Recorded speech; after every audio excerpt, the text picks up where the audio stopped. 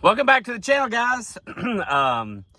You find me on a Friday afternoon, and I made the last ditch effort on the last video. I know I said I was going to maybe look a couple other places for the build sheet, but so behind me here, let's see there. Yep, I pulled out the back seat and no luck.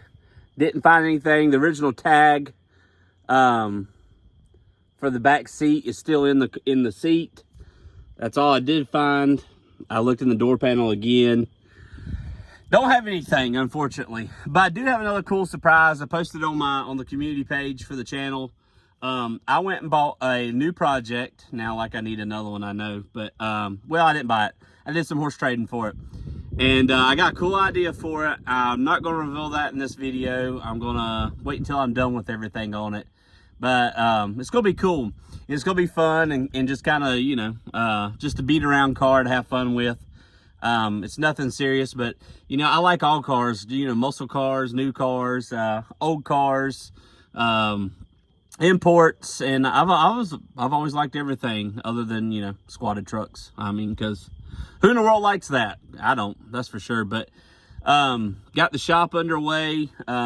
It's getting fabbed. It's gonna be a metal building shop, so they told me like 4 weeks it'll be here or so. So then we'll be out of this driveway and back into a garage, and a good place to keep this thing. If for now, I've been, you know, trying to keep it dry as possible.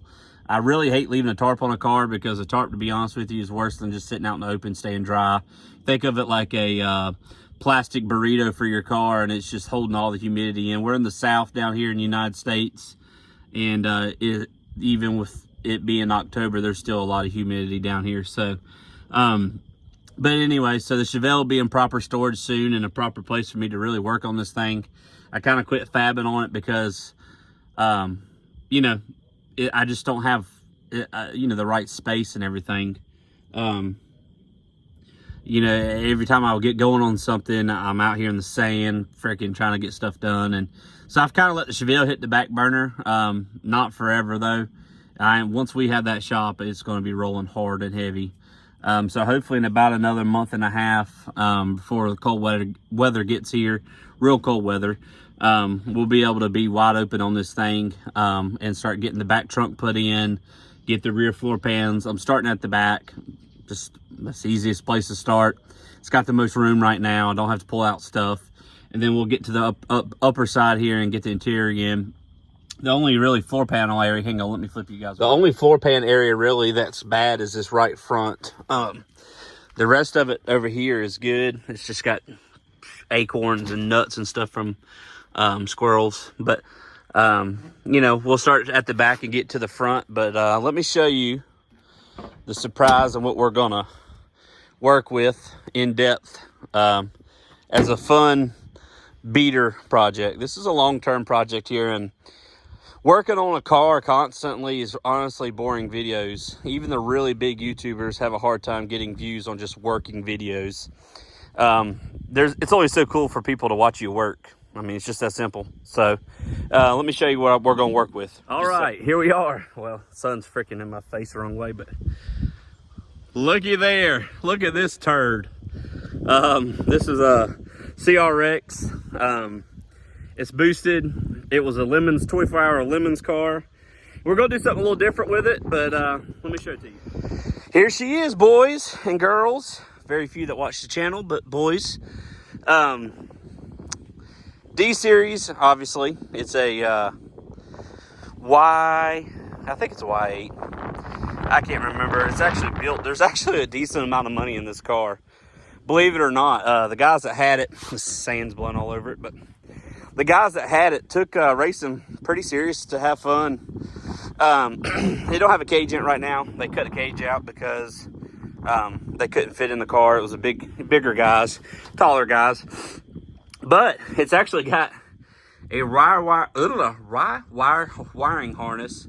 It's on Honda, and I've just done a little bit of street tuning just to get it running pretty good.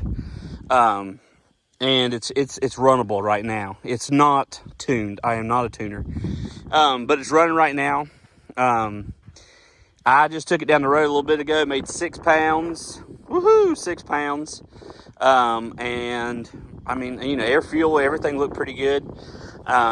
You know, it's just the ignition and all that other stuff that needs to be really fine-tuned on it. So I have an idea for it and what I'm going to do with it.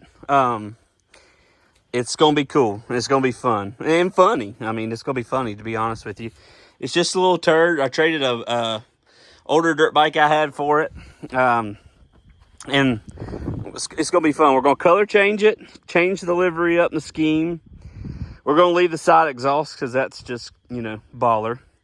And do a bunch of other stuff to it, just clean it up. So this is something that I can have cleaned up and painted. I'm hoping this weekend sometime I'll have the full livery done, and then I can do like the reveal video, like the actual reveal video. It does have a hood. I drove it down the road and the hood blew off, and the hood's now in the back of my pickup truck. But it's fun. It's a fun little car. It really is.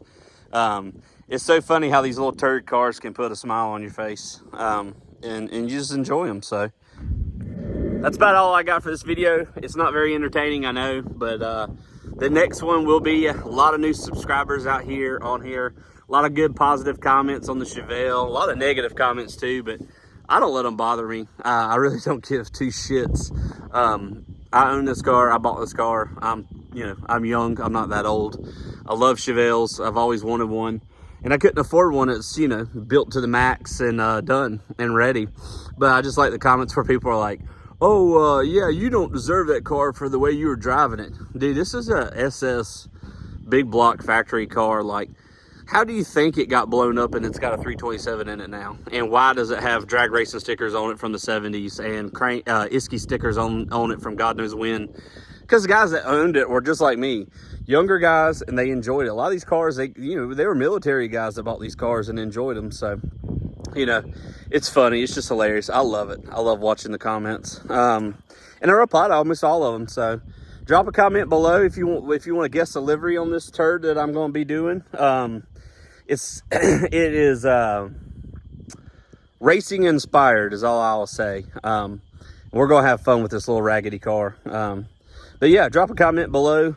Think what the livery is, what color it's going to be. My guard dog. What are you doing? Who you going to bite? Huh? Who you going to bite? Anyways, like I was saying, just drop a comment below. What do you think it's going to be? You think it's going to be red and black and purple, or some funky color? All I can say is racing is inspired. Very well-known car, like probably the most well-known car on the internet. And it's going to be kind of like a parody. It's kind of what it's going to be. It's going to be funny and paying tribute, but being funny too. So, you know, the kind of broke racer version of it. So y'all have a good weekend. Stay positive. Keep wrenching. Do your best. That's all you can do. Y'all have a good one. Bye.